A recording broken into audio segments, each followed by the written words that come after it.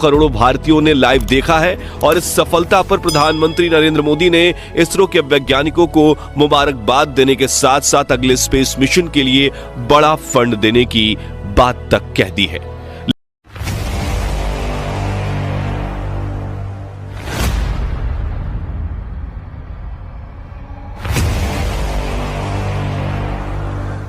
झंडा ऊंचा रहे हमारा, गाए मिलकर भारत सारा, सारे जहां से अच्छा चंद्रयान हमारा। आज ये गीत हर एक भारतीय के मन में गूंज रहा है, क्योंकि इसरो ने एक नया इतिहास रचते हुए चांद पर फतह हासिल कर ली है। दोस्तों, इस वक्त इसरो की तरफ से एक ऐसी खबर निकल कर आ रही है जिसे सुनकर आपका सीना गर्व से चौड़ा हो जाएगा। सचमुच जिस पल का हम बेसब्री से इंतजार कर रहे थे, वो पल आ चुका है। इसरो के वैज्ञानिक कि पिछले 10 सालों की मेहनत रंग ला चुकी है और भारत के चंद्रयान 3 ने चांद की सतह पर सफलतापूर्वक सॉफ्ट लैंडिंग कर रही है। आज भारत अपने यान को पहली बार पृथ्वी के अलावा किसी दूसरे पिंड पर सुरक्षित उतारने में कामयाब। साल पहले हमारा चंद्रयान 2 भी इसी कोशिश में फेल हो गया था।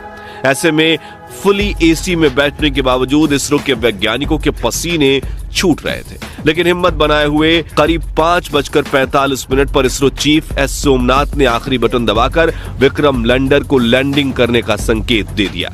इसी के साथ लाइव टेलीकास्ट देखने वाले हर भारतीय का गला सूख गया था और हर तरफ से चंद्रयान 3 को दुआएं मिल रही थी, क्योंकि अगले 15 से 20 मिनट ही चंद्रयान 3 की किस्मत लिखने वाले थे। खैर, इस बटन को दबाने के बाद चंद्रयान 3 ने धीरे धीरे अपनी कक्षा को छोड़ा और चांद की सतह की तरफ बढ़ना शुरू किया। इस दौरान उसने अपने सभी 9 के 9 सेंसर्स और कैमरास को ऑन कर दिया। बाज की नजर से 360 डिग्री देखने में लगा। साथ ही इस चरण की शुरुआत में विक्रम लैंडर की रफ्तार 6000 किलोमीटर प्रति घंटा थी, जिसे घटाने के लिए उसने अपने सभी डीबूस्टिंग इंजन भी ऑन कर दिए, जिन्होंने विपरीत दिशा में प्रेशर लगाकर चंद्रयान 3 की रफ्तार को कम करना शुरू किया। यहां तक कि सब कुछ सही चल रहा था और यह सभी काम इसरो की ग्राउंड टीम नहीं बल्कि विक्रम लैंडर खुद कर रहा था, क्योंकि इसमें आर्टिफिशियल इंटेलिजेंस तकनीक को शामिल करके इसरो ने इसे एक चलता फिरता ह्यूमनॉइड रोबोट बना दिया था। लेकिन कुछ मिनट बाद आते ही वो खौफनाक पल आया, जिसमें कुछ पलों के लिए इसरो का विक्रम लैंडर के साथ संपर्क कमजोर हो गया, क्योंकि ये चंद्रमा की फॉर साइड में उतर रहा था, जहां दूरी ज्यादा होने की वजह से कम्युनिकेशन में दिक्कतें आती रहती हैं। इसलिए वैज्ञानिकों के चेहरे पर फिक्र का माहौल छाने लगा। लेकिन इस बार इसरो के वैज्ञानिकों की मेहनत रंग लाई और विक्रम लैंडर के एडवांस एल्गोरिथम ने फिर से इसरो के साथ संपर्क साध लिया। साथ ही साथ इसकी लैंडिंग प्रोसेस भी चल रही थी और अब ये अपनी रफ्तार को कई गुना कम कर चुका था। साथ ही इसने अपने एंगल को बदलते हुए हॉरिजॉन्टल से वर्टिकल कर लिया था, जिसके बाद मिशन का अगला चरण शुरू हुआ, जिसमें सतह से करीब 5 से 1 किलोमीटर की ऊंचाई के बीच विक्रम लैंडर ने अपनी 4 गुने 2.5 किलोमीटर की लैंडिंग साइट को स्कैन करना शुरू किया।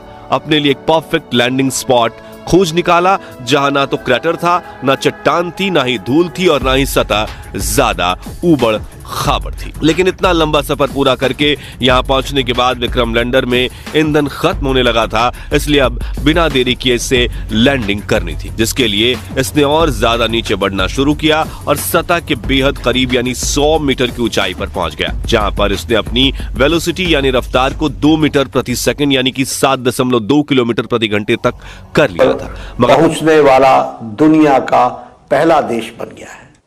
साथ ही भारत चांद पर पहुंचने वाला दुनिया का चौथा देश बन जाएगा। यह देश के लिए एक ऐतिहासिक और अभूतपूर्व उपलब्धि है।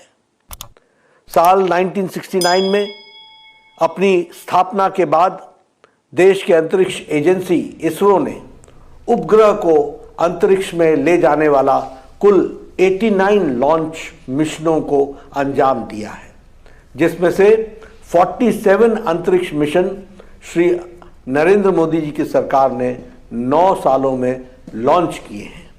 इतने मिशन किसी भी सरकार ने लॉन्च नहीं हुए थे। यह यूपीए की सरकार में लॉन्च मिशन की संख्या से दुगना है। एक साथ 104 सैटेलाइट को अंतरिक्ष में स्थापित करना हो या सार्क देशों के लिए सैटेलाइट छोड़ना हो, आदरणीय प्रधानमंत्री श्री नरेंद्र मोदी जी के नेतृत्व में कई कीर्तिमान स्थापित किए गए हैं। अंतरिक्ष क्षेत्र में हमारा अमेरिका, रूस और चीन की तुलना में काफी कम खर्च पर क्वालिटी सेवा उपलब्ध करा रहा है। हमारा मंगलयान मिशन काफी सफल रहा है। मंगलयान अपने लाइफ स्पैन से ज्यादा चला है। फाइनल स्टेज पर लैंडिंग में स्पीड काफी महत्वपूर्ण हो जाती है। हमारे वैज्ञानिकों ने इस मिशन में अभूतपूर्व कार्य किया है। अब दुनिया स्पेस के क्षेत्र में हमें एक पावर के रूप में देख रही है। अमेरिका ने भी अपने स्पेस मिशन में हमें शामिल करने का आग्रह किया है।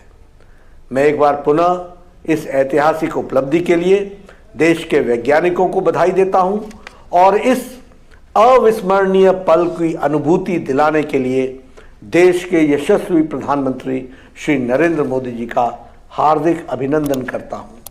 भाजपा की ओर से मैं इस महान क्षण के लिए देश की जनता को बधाई देता हूं और इस सफलता के लिए